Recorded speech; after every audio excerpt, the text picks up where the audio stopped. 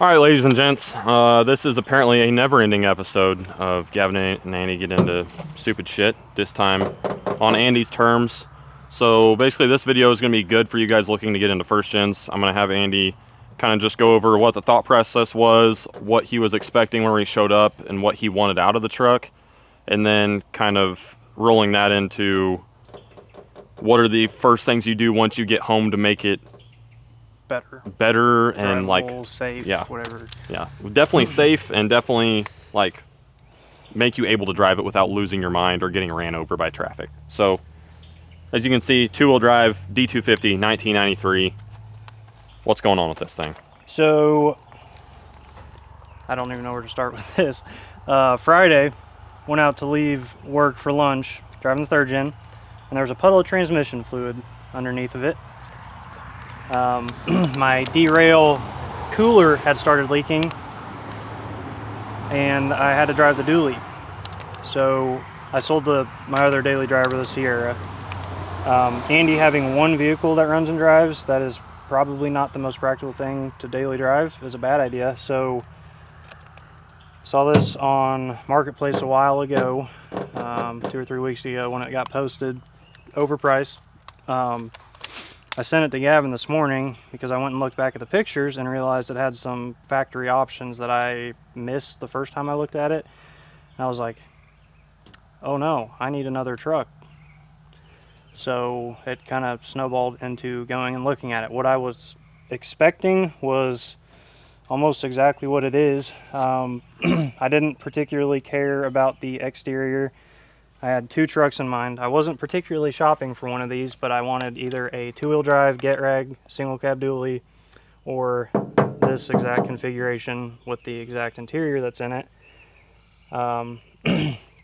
So I guess this is kind of what what happened. The main things I wanted when we showed up to look at this, there was no engine bay pictures, there was no interior pictures.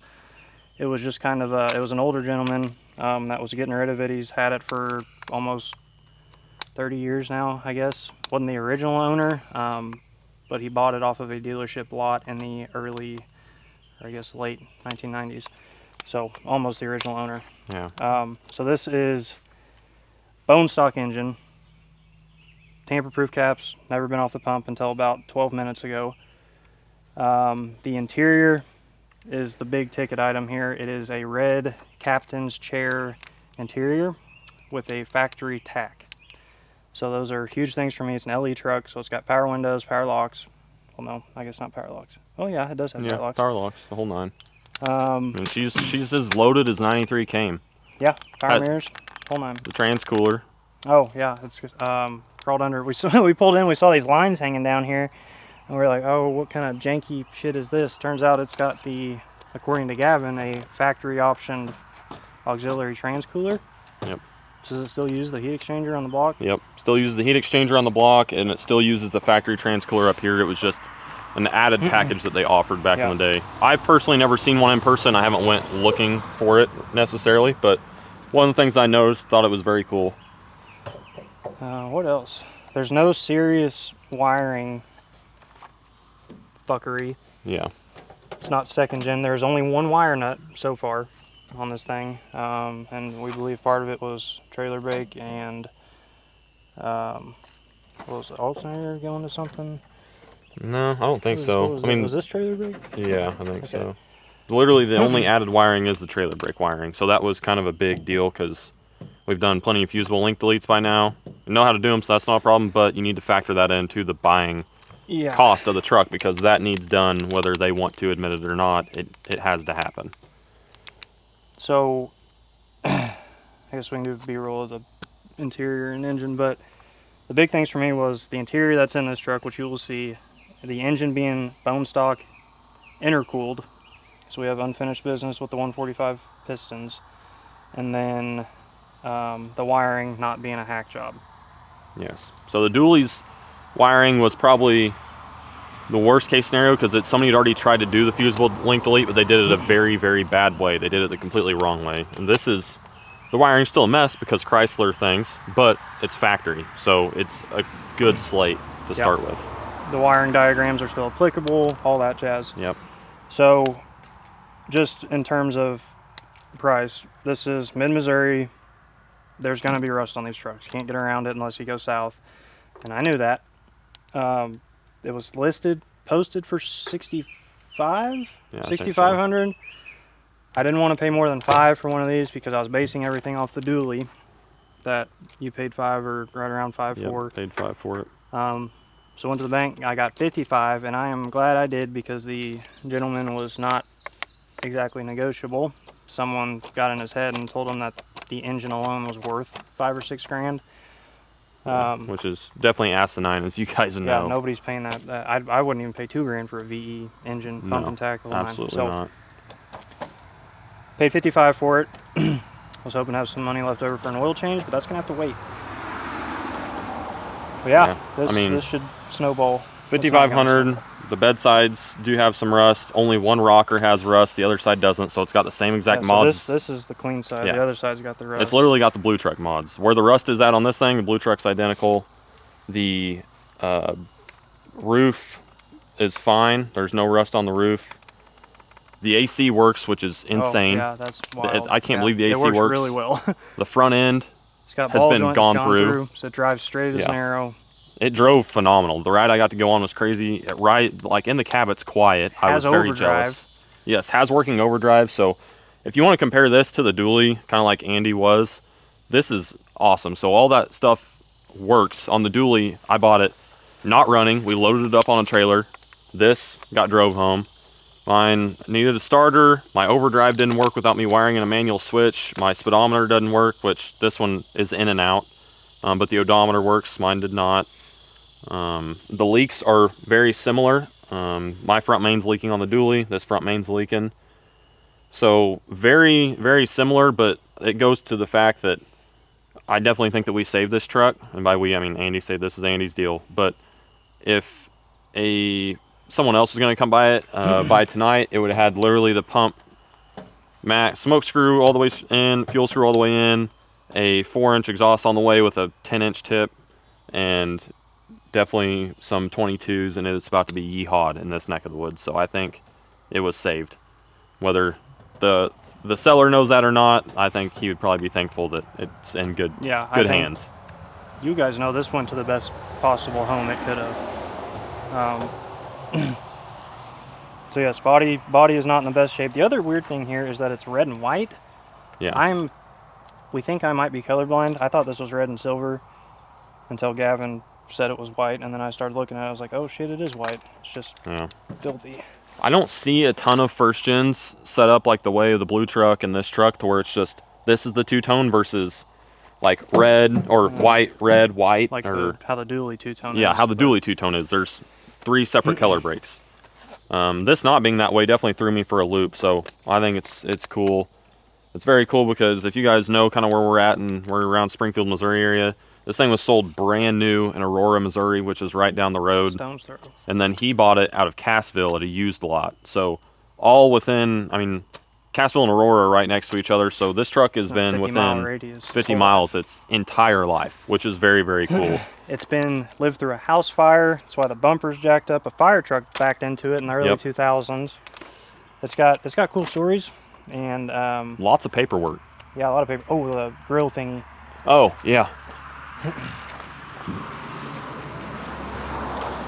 It's got the snaps in the grill, and look what was in the back.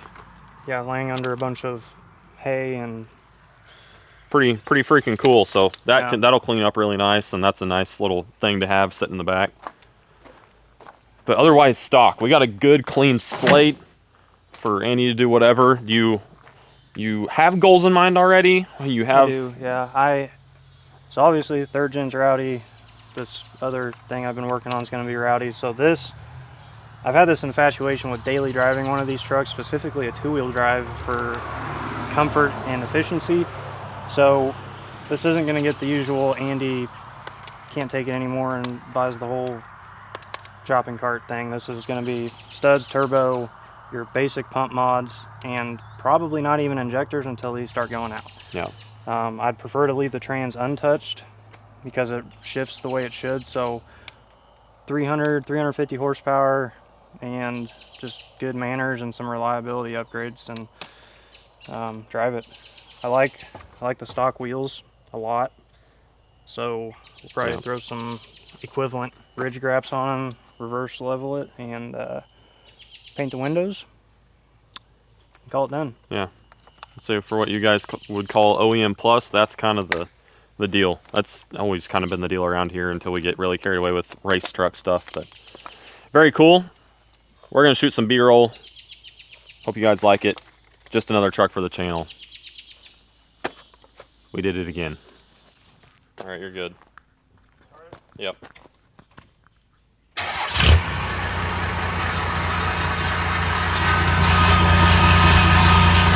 Not very loud, is it? Let's go up here see if you guys can hear it better.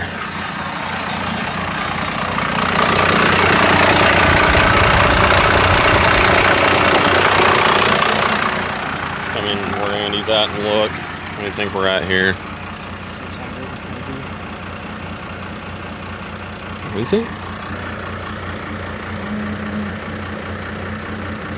I'd say that's probably, yeah, I don't know. Maybe 500 to 600 probably. You can kill it. That's in gear? Oh, wow. So that's probably 400. And that's with the AC compressor off, so like you can't really run the AC. That's AC compressor on? Yeah. It almost wants to kill it, so. That is the first order of operations. All right, guys, so what we're gonna do is we're gonna turn up the fuel screw to gain our idle back, mainly because, and I don't want you guys to take this out of context, but mainly because this thing is so gutless that it barely wants to get up hills. And in all reality, like 1 to 1.5 turns on the fuel screw will make it pick up a good amount and it will raise our idle. Now, will we have to raise the idle with the idle screw a little bit? Maybe, probably. But this will help substantially in the drivability department. And I don't want you to take this out of context. This isn't saying the first thing you do whenever you go buy a first gen Dodge pickup is you get home and you crank the fuel screw. That is not what I'm trying to get at here. But as you guys saw, our idle is 400 RPM. So we're going to touch the fuel screw a little bit anyway. So we might as well do it now and kind of get where we want it as far as getting out of its own way. And then we'll adjust the idle screw after. So first things first, just like in my 3200 governor spring video, you guys kind of saw how I took the stuff apart. But we're just going to take off our linkage here. That is 2 13 mils and a 10 mil on the bottom, with 2 13 millimeter nuts, 10 millimeter bolt. That pops down, and then our pumps is, I mean, this is all bone stock truck. That's why this thing is so gutless, will not get out of its own way. It had the tamper-proof stuff still on it, so we just got some pliers, our adjustables, and we pop this bad boy off. Now I'm going to take my 1/4 inch drive ratchet with a long 13 millimeter socket, and we're going to break loose the lock nut on the fuel screw. And what I'm going to do is I'm going to back the fuel screw all the way out. I'm going to completely remove it from the pump. Yes, there's going to be diesel leaking, but I want to get the collar off the threads so I can run the screw in more. You can do this in the truck. I might look at doing it in the truck, but I prefer to do it with the screw on a vise. It's just much easier, and I don't have to worry about damaging anything, and less likely to damage the threads even more because they're usually already bad, and it's makes it a little bit hard to move the lock nut on the threads. So it's already not ideal, but yeah, that's what we're gonna do. So I'm gonna break that loose right now. This gets right in there. It's like the perfect setup to do it with, a long socket and everything. So I broke it loose. Okay, I'm going to count the threads that it pulls out. This one's actually undoing by hand. So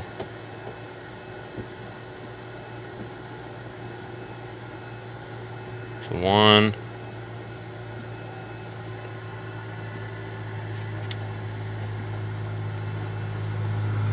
two,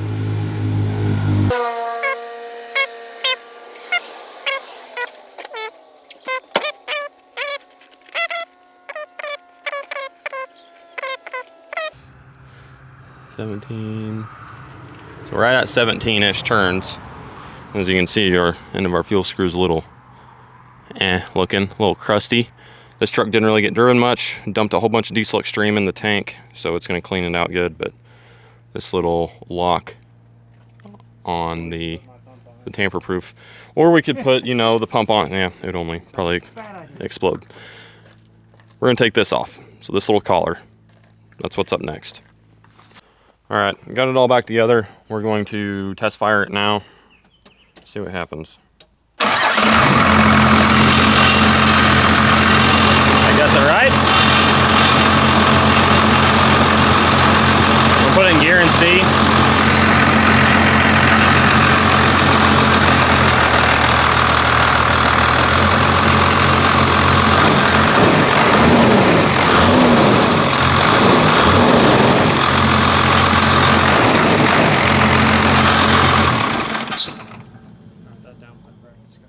Yeah. You want to leave it? Or is it too high? Or, I mean, if it's at 8, I would probably leave it, but it's your call. I can bring it down some if need be.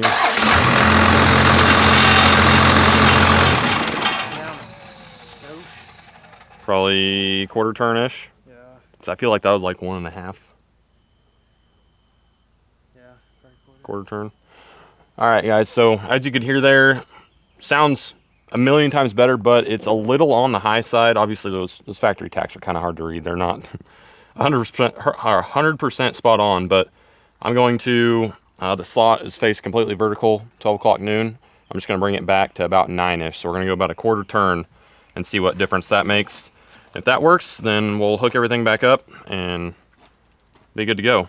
And honestly, Andy is vacuuming the inside, and then we're going to show you guys around the truck, but really a good power wash job and a good wash job under the hood. This thing's going to look awesome. So I'm going to go ahead and back this out real quick, and then we'll try it again. Connected? Yeah. All right, so take 2, backed it off. A quarter turn. We should be good now.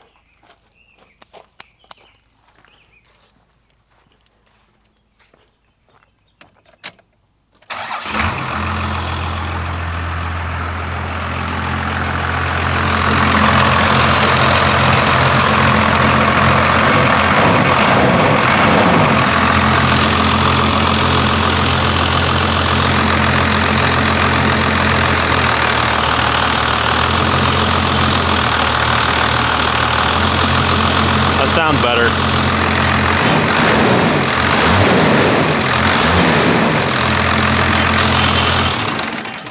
All right. Huh? Is that just the idle screw? No, that was the all fuel screw. Oh. I didn't touch the idle screw. If that works. All right. That is just off of fuel screw adjustment, so we didn't even touch the idle screw. I can't really go on a limb and say that the idle was so low because the fuel screw had been messed with, because that was false. All the tamper-proof stuff was still on it. Now, could the idle screw have been messed with at one point in time? Yes, absolutely. I don't know if that's the case, but obviously something happened because they were not that low from the factory to where they almost die. 300,000 mile head and rotor. Yeah, 300,000 mile head and rotor will also do it. So Delivery valves. Yeah, delivery valves. Now I'm gonna throw the nuts back on it, and we will continue with the evening. Got to tighten up the bell housing bracket or remove it, one of the two, because it's rattling like crazy. You guys might be able to hear it in the video. I don't know with the mic all the way over here, but that's about the only rattle. It sounds very similar to the beauty cover rattle, but it's not that. So that's next. All right, guys, we're going for a little drive here. You saw me adjust the fuel screw, and obviously that's going to add a little bit of power. We got to figure out the dually, because this is... The brakes in this thing are so good that this truck actually pisses me off right now. Everything works that I wished worked on the dually.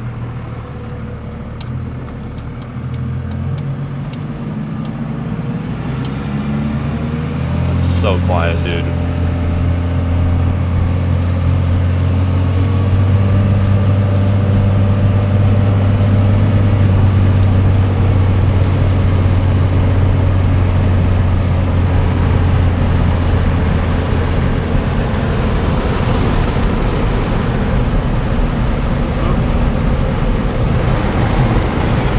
There's even room for Brutus in this one.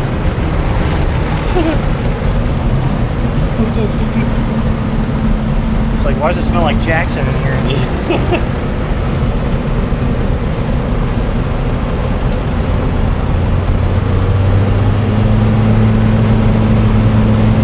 Pick up a little better? Yeah. So I didn't throw any washers or zip ties on the pedal. Oh yeah.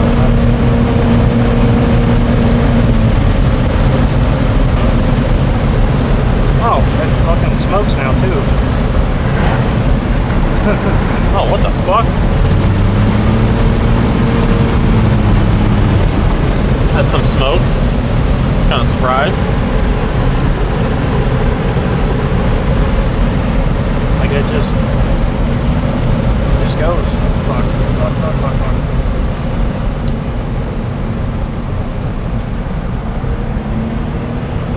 I guess going from driving the dually this morning and this afternoon to this, like, you'll have to drive this because yeah, I need to.